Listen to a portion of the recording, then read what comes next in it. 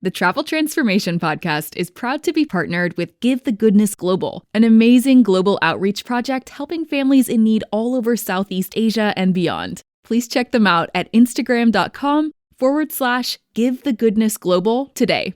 And now on to the podcast episode. Welcome to the Travel Transformation Podcast, where we talk all things travel and all things transformation, exploring the life-changing potential of solo travel, intentional travel, and location-independent working. Whether you're an aspiring digital nomad or simply wish to boost your confidence through epic travel experiences, I'm here to motivate and inspire you to go after all your wildest dreams. I'm Jessica Grace Coleman, author, certified travel coach, founder of the Travel Transformation Company, and your host for the Travel Transformation Podcast. Travel changed my life. Now let's change yours. You ready? Let's go. Welcome to the Travel Transformation Podcast, where we talk all things travel and all things transformation.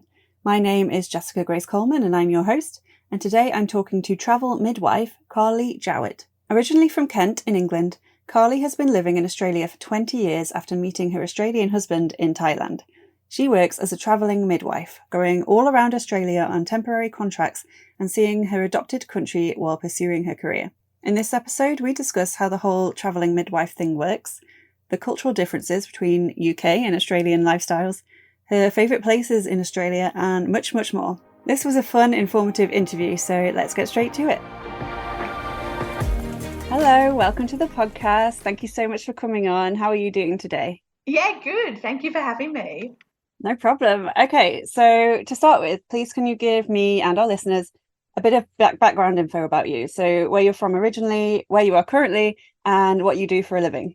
Okay, so I'm Carly, originally from England, and I left England after university. I went on the sort of gap year that everyone takes.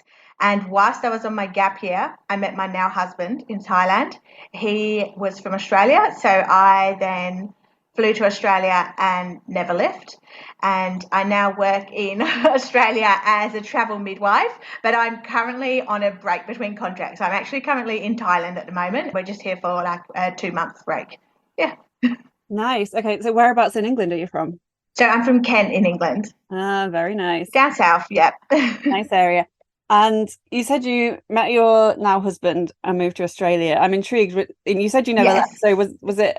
Were you intentionally going there to move there, or did you go to check it out? No. Like, what was the plan there? So the plan was I was going on a working holiday visa. Now this was 20 years ago. So 20 years ago, you could only get a 1-year working holiday visa.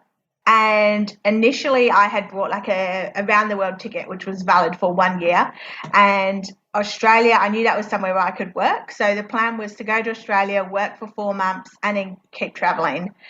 So when I met my husband when I was in Thailand, and he was just on like a uni break as well, but like a summer, because their summer is sort of December time. So he was on a uni break, December, January, and I met him in January at the full moon party, Kopeng Yang. So of course. Yes, of course. So then we travelled for a little bit, and then he had to go back because he had to go back to uni. I stayed in Asia for another month, and then he was living in Melbourne, and my plan was to fly into the Cairns, which is the north of Australia, and just work my way down the coast to Sydney and then leave. So I changed my ticket, flew to Melbourne, and I just moved straight in with him. I just called him and was like, oh, hey, I've changed my ticket. I'm going to be arriving at the airport at this time. This was kind of really before mobile phones, so I just left a voicemail on his landline. I got there and great, and he rocked up, and that was good. And I just moved straight in with him and then stayed. So I was on a working holiday visa, which was valid for a year, and then I applied for a de facto visa. And then from there, I did like my residency and citizenship. But it took probably about 4 years all up before I became a citizen. Oh, wow. Okay. So that was quite a long process then. Was it a difficult process, or was it just a lot of waiting around? Like, how does that work? A lot of waiting, but also a little bit. So first of all, because I was doing de facto visa, we had to prove that we had been together for 12 months, and we had to, it was a little bit like, there's this old movie called Green Card, like really old movie, and you sort of had to like provide proof that you were together basically. So I had to sort of provide like emails and because this was, like 20 years ago, but, you didn't really have, people weren't taking lots of photos. You weren't documenting your entire life. So I had to find a few photos we had. I had to get like my parents to write letters to say, oh, yes, they really are in a relationship. And then you had to have an interview. And then they said, for the first 2 years, I was on like a bridging visa. And they said, at any point in this 2 years, government agents can turn up at your house anytime, night or day, just to 100% make sure you're living there. And wow, this, it's true. No one ever showed up. And then you had another interview. You were given a caseworker. So I actually, in my original interview, got turned down for the visa. And at the time, I'm not sure if this still stands now, but at the time when you were applying for residency, you could only apply once in the country. So if, for example, I got denied residency in Australia, the only way I would be able to apply is to move back to England and apply again. And I had the interview, and the caseworker, he said, oh, look, I believe you're together, but I don't really believe, when you first met, you were like, yeah, this is it, we're going to be together. It was this whole thing, and he was just like, oh, I believe you're together now, but I just don't really believe you've been together long enough to get the visa that you need to get. So I was just like, I was like really devastated, because by this time I'd already been living in Australia for 2 years by the time we got to this point. So I was quite upset, and I was like, well, I just don't know what to do. And the caseworker called me that evening. So it was outside hours. It was like 7 or 8 p.m. And he called my phone and he said, oh, I just want to say sorry. He said, I was having a really bad day. I got turned down for a job promotion, and I think I took it out on you. And he said, if you come into... Yeah, I know. This is just wild, isn't it? I can't believe this actually happened. How is this allowed?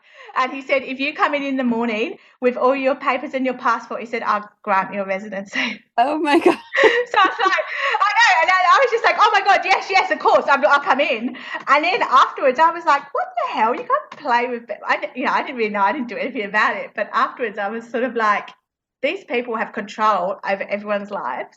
And if they're having a bad day, they can be like, nah, you're not getting your visa. Yeah, so that was a little bit wild. So things like that happened. And then once I got my visa, and then I was a resident, I can't remember how long it was like 2 or 3 years, and I could apply for my citizenship. So I did that. And you just basically had to pay some money and get it. But now in Australia, you have to actually take a test, which I didn't have to do. It was before that. Yeah.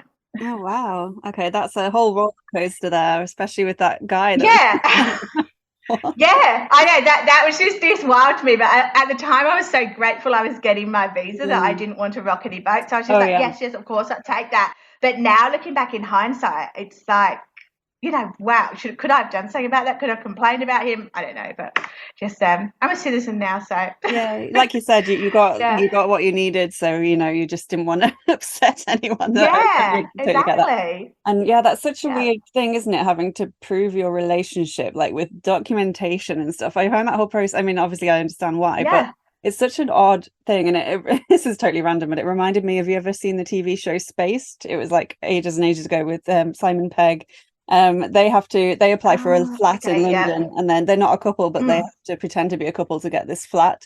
And so they go around London, and they go to like travel agents and like take Polaroid pictures of them like outside the travel agents, pretending they're on holiday, like with like a poster in the background, and like they fake all the like pictures to get it.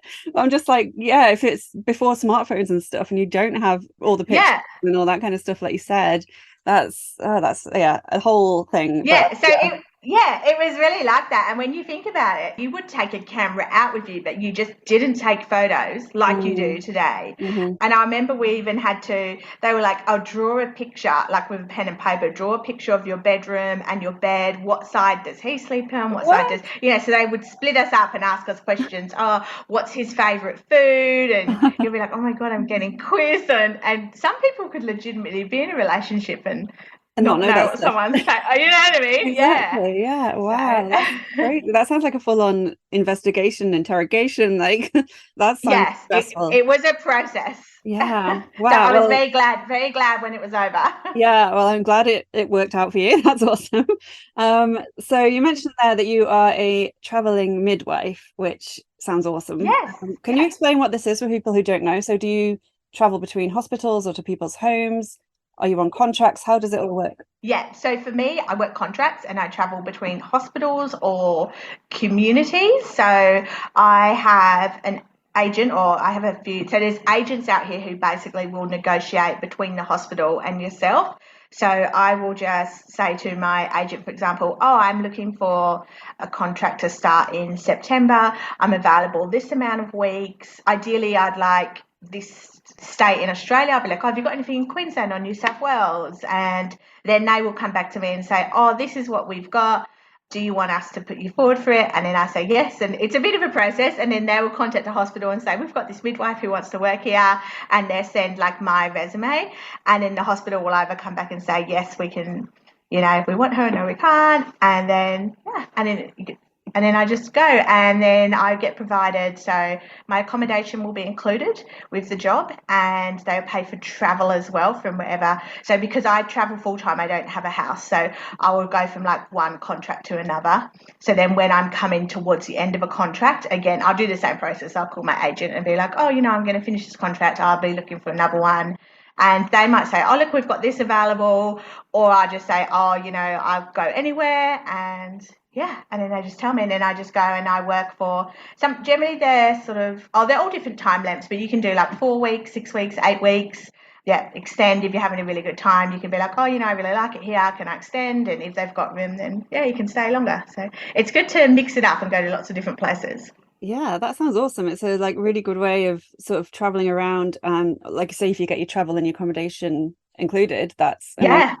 So are you doing this solo as well? Like, do you go on your own or? So I just, with my husband, he comes with me, and yeah, and that's it. But yeah, I've met plenty of people go, yeah. So what does your husband do? Oh, so he works online. So he does sets up websites, audio editing, things. So here's a job that he can pack into his laptop basically, which is really good. So it means we have the freedom that we can just move around. Yeah, that's absolutely perfect then, isn't it? Like, it works out really well. So what made you want to become a midwife initially, and how long have you been doing this? So I've been a midwife now about 7 years. That wasn't initially. When I left England, I'd actually done an arts degree, and I studied like drama and acting. And I think anyone within the acting world knows it's very hard to sustain a living off of that. Like, you can do it and enjoy it, and you might get a few jobs, but I think there's only like the figure is something like 5% of actors are actually making like a livable wage. So I was doing that and had a few jobs, but not enough to live on. So I was still working a lot of other side jobs. And I think in my head, I was just like, gosh, if I get to 30 and I haven't sort of made it, I was like, I need to find something else fulfilling, just because I was doing a lot of other like temp jobs, and I was just finding myself like, I hate this job. I just don't want to be here. I'd be like working and then going traveling, and that was the only saving grace for was traveling overseas. So I was just talking to a lot of friends, and I was thinking, okay, what job can I do that, because I love traveling. So I was like, oh, well, what's a job I can do that anywhere in the world basically? So then I was like, well, nursing is pretty international, and I had a friend who had just become a nurse as well, and she loved it. And my mum used to be a nurse, but to me, I was like, oh gosh, I don't really feel like, it just didn't appeal to me. I was like, I think I'd hate to be a nurse. I don't think I'd want to do that.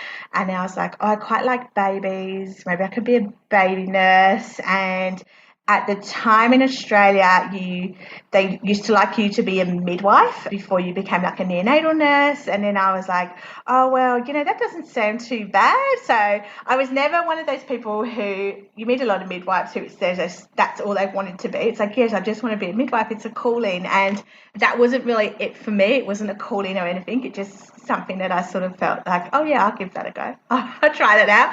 And then I actually really enjoyed it. And now I've been, a midwife for 7 years, and I've been travel midwifing for the last 2 years. Oh, wow. Okay. So you've done both. So what are the pros and cons to being a travel midwife as opposed to one based in one place? Have you noticed anything? Yes, definitely. So pros, I guess, financially is a massive, you get paid a lot better wage. Things like you can set your own schedule. So now, like, I'm overseas currently, and we initially came away for a few weeks, and then we're just having such a great time. We were just like, oh, fuck it, let's stay longer. So we just changed our tickets, and now we're going to be over here for 2 months. Whereas if you've got a set job, you know, you can't do that because you apply for leave and you get we get quite good leave. Like, I used to get 6 weeks leave, annual leave a year, so you get quite a good leave, but you still have to apply for it and arrange for that. Whereas now I can just sort of work when I want, where I want, and just lots of different people. So you're not dealing with the politics of working in the same, and it's like any workplace, and really if you work in the same place there gets a bit of politics and sometimes that cliquiness, so I'm not having to deal with that. But on the flip side, it means I don't have my work family when you have all your same friends and the people that you like to see at work. But overall, definitely I prefer the travel lifestyle and going to meet, you know, new people and seeing different places. And I think just in terms of skill and my experience as well, it's ups a lot. When I found when you work in the same hospital, they get used to doing things one way, and it's like, oh, this is how we do it. And it's sort of just accepted, oh, this is the way it is, whether that is best practice or not, it just becomes protocol. So this way it's opened my eyes up to a lot of different practices and things you can do. And yeah, so I think definitely beneficial. I just want to interrupt this awesome podcast episode for a moment to tell you about Write Your Life, the ultimate life hack for achieving your dreams by Jessica Grace Coleman, a book that teaches you how to design your dream life and then go live it. Life is what you make it. Life is what you write it to be. And you can write whatever you want. Let me show you how. The Write Your Life method gives you all the tools and techniques you need to identify your ambitions, plan your goals, and ultimately achieve all your wildest dreams, all while having fun and getting creative. And you don't need to be a writer to benefit from the Write Your Life method. This book can help anyone, anywhere, design their ultimate dream lifestyle. Get it now from Amazon or head to www.traveltransformationcoach.com/books. You'll also get a digital copy completely free when you sign up to the Flip the Script Academy at traveltransformationcoach.com/academy, where we teach you that life is short, so let's make sure it's nothing short of amazing. And now let's get back to the Travel Transformation Podcast. Yeah, I mean, I love this whole idea as well, because I can work remotely from anywhere because I just need my laptop, like your husband. But I find a lot of people, if they have more traditional jobs, say like a nurse or something like that, they think that they can't travel and work. They think that they have to be in a fixed place. They're thinking traditionally, like what used to be the norm. And everything's changing now, especially since the pandemic. Like, it's totally like, Yeah. you know, okay to travel and work, even if you have a job like a nurse or something like that, where it's not, you know, digital Yeah. or whatever. So I really love that this is a thing and that you're doing it, and that it's actually has, you know, a lot of pros to it as well. I think that's really cool. And you definitely can. And people don't, like, I travel full time just because we bothered to have a house and we just wanted to live on the road. But there's a lot of people who do have a home base and who will go away for a contract, you know, like 4 or 5 weeks. They just do little contracts and then go home for 4 weeks and then out again. So, and that way you can make sure you always get off the time that you need. You know, if you've got kids and go, right, I just want to always have all the school holidays off, you can have that. I want to have all the public holidays off again, you can have that and choose not to do contracts. So I think it's definitely a flexible lifestyle. It does have because it is agency, obviously it's not guaranteed, but I think like everywhere in the world, there's such a massive shortage of healthcare workers. And this has been an issue since way before I was a midwife and nurse. So it doesn't look like that is something that is going to be fixed anytime soon. So have you ever had any trouble getting work, or is it sort of all fallen into place more or less every time you've wanted to go to somewhere? No, it's pretty much all fallen into place. I have had some contracts that have cancelled at the last minute. Example, like one contract I was going to go to, and then they were just like, oh, they've actually hired a permanent staff member, which of course, you know, they're going to want a permanent staff member instead of someone who's only there for a few weeks. But there is enough work out there that I can then call my agent, or there's heaps of agencies here, and be like, okay, what else have you got? And it might take a couple of weeks to organise, but then I've always had somewhere to go. So I think you need to be a bit more organised, and as in the things like make sure you've got some money to fall back on. But I find now that getting a higher wage, I'm not living that sort of paycheck to paycheck like I was when I was having a permanent job at a hospital. Yeah, definitely. Awesome. Okay, so I want to talk a moment about moving countries because Mm-hmm. you've been in Australia for a while now. When you first got there, was there anything about the Australian culture or lifestyle that took a bit getting used to? Are there any like big differences that you've seen? And do you ever get homesick? I think there's lots of funny little things, just like words. So I think things like how they call, like in England, flip flops, and over here they call them thongs, which in Songs, yeah. England a thong is like is your underwear, and just like really weird little things like they call bedding Manchester, which I didn't really That's understand, but I don't know. Apparently, it was that maybe. really confused me It's when I was so over there. confusing. Yeah. Yes, Yeah. I Going remember around someone the was like, shops. "Oh, you need sheets." Yeah, Manchester. And I was like, "What the hell do you mean?" I was like, "Is this?" And OJ, like me and my friends in England always used to watch Neighbours, and like everyone in England. And I remember they go to the cafe and they were like getting an OJ, and we were always like, "What the hell's an OJ?" And when I got out here, my friend was like, "She's like, oh my god, did you find out what OJ is?" And I was like, "Yes, it's orange juice." Like, just things like that are so silly. And little words, I remember I used to keep hearing this word doona. And I was like, what the hell's a doona? And I thought it was like, it sounded like such a funny word. I was like, oh, maybe it's something you call people, like if they're being a bit silly. Oh, you're doona. Like a bit like, oh, you're a donut. Yeah. And I was like, oh, you doona. And my husband was like, what? A doona's like a quilt, like a duvet. And I was like, oh, okay. So yeah, there's a few funny little words like that, and they didn't have Marmite, so I had to switch to Vegemite. Oh no. But yeah, but I got used to it. I got used to it. That's right. And I think definitely with the homesickness, the first 2 years. Definitely the hardest. So, I grew up in a small town. I had the same group of friends when I was like 4 years old. So they were basically an extension of my family. And the internet wasn't what it is now. So you definitely had to make a lot more effort. But yeah, and so I definitely think the first 2 years were hard. And I used to go back to England pretty much every year.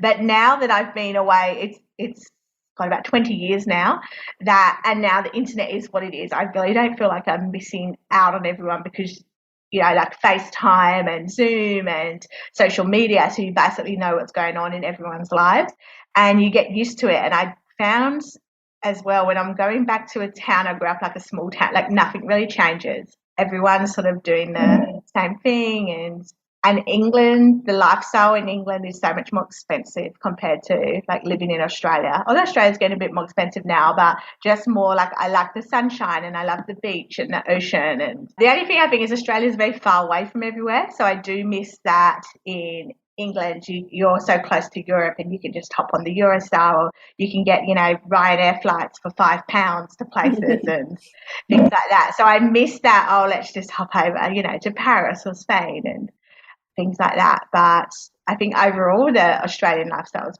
better. Yeah.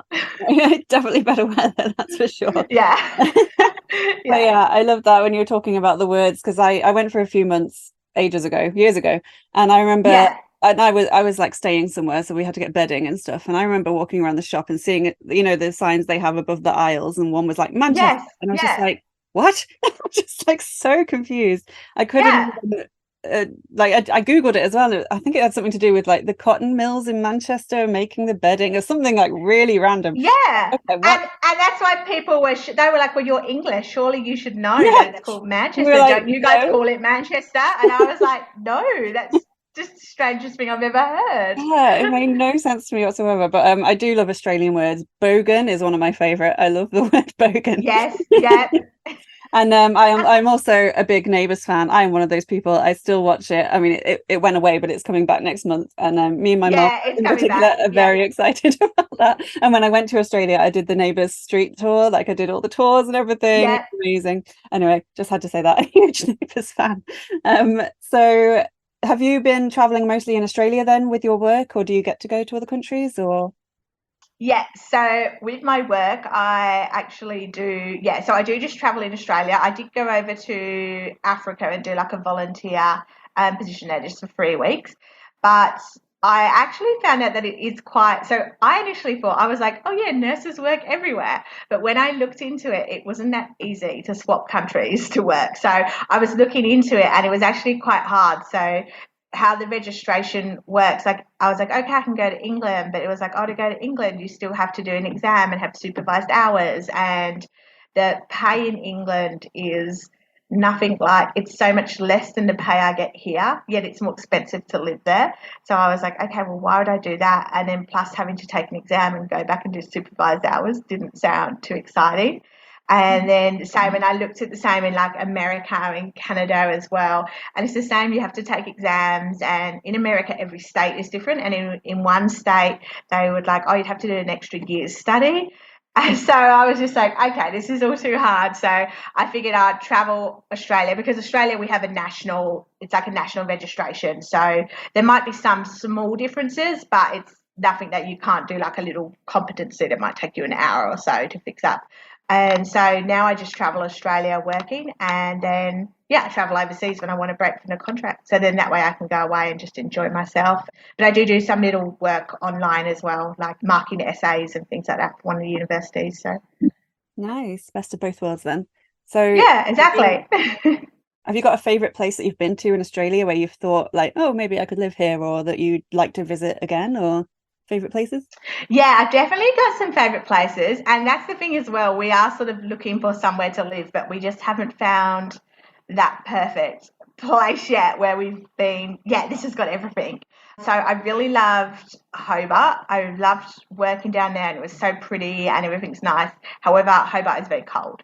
So that's kind of made me, because I like the warmth and the beaches. They've got some beautiful beaches there, but it's like taking an ice plunge every time you get in the sea. So yeah, so not so fun. But Hobart and like the whole of Tassie is I think sometimes it gets forgotten about because it's sort of down the bottom and there's a little separate island, but it's definitely an amazing place to travel. And then I worked in a little town in the Grampians, which is like this big sort of mountainous national park in Victoria. And that was a really nice little town there, and like beautiful scenery as well. And I really enjoyed it there. But again, I do ultimately want to live on a beach. So that's so I found really nice places I like working, but not quite location wise.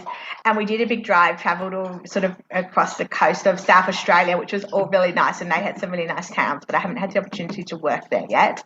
But yeah, the coast of South Australia is definitely nice, and pretty much the whole of the New South Wales coast is beautiful as well. Nice. Lots of, like, Australia's huge, and every place is so different as well. Like the areas in Australia, like if you're living sort of in like northern Queensland or New South Wales, it's going to be so different to someone who's living in like the centre or who's living like down the south. It's such a different vibe and area. Yeah, I mean, that's the thing about Australia, isn't it? You say you haven't found that place yet, but it is huge. So you've got plenty of places to go to check out, which is really exciting. Very nice. Exactly. Do you have a country or a place that's top of your bucket list right now that you'd love to go to that you've never visited? Oh, okay. I've always really wanted to go to Sri Lanka, which I've never made it to yet. That's somewhere that I've been for ages. I've been like, oh yeah, I really want to go there, and I haven't been there yet. So that's, that, and Borneo. I really want to go to Borneo and see like the orangutans. You know, they have all like the rescue sanctuaries. That's another place that I really want to do too. Oh yeah, definitely. I've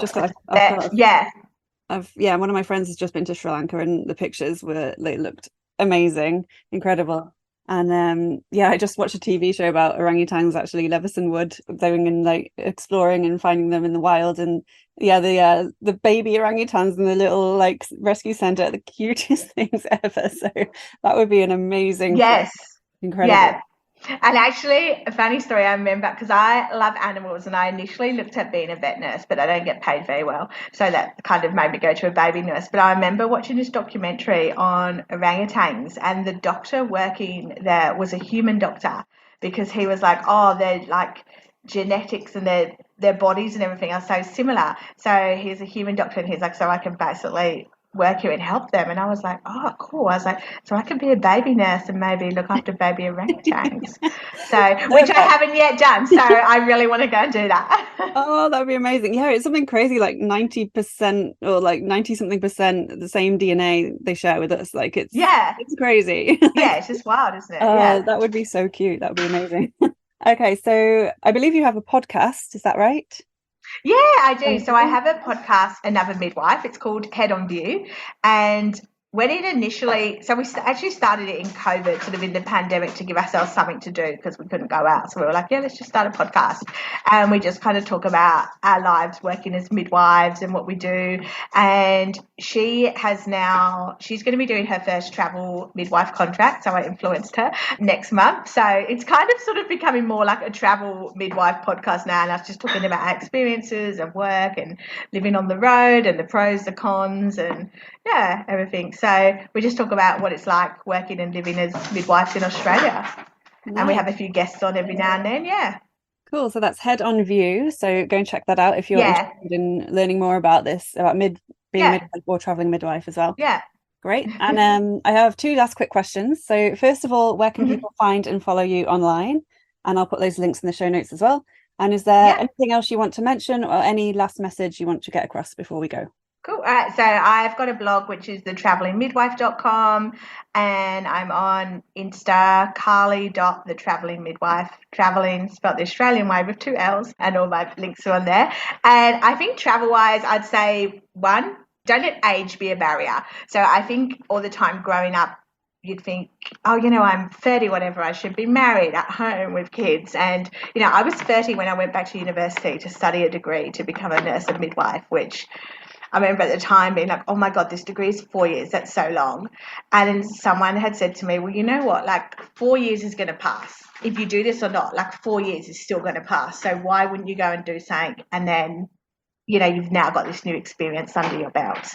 So I think, one, don't let age be a barrier. Go and do stuff and don't worry about society's expectations, and just go and, take a chance and go, Yeah, love that so much. Time's going to pass anyway, so you may as well spend it going after something new, trying something new, no matter what comes from it. Definitely.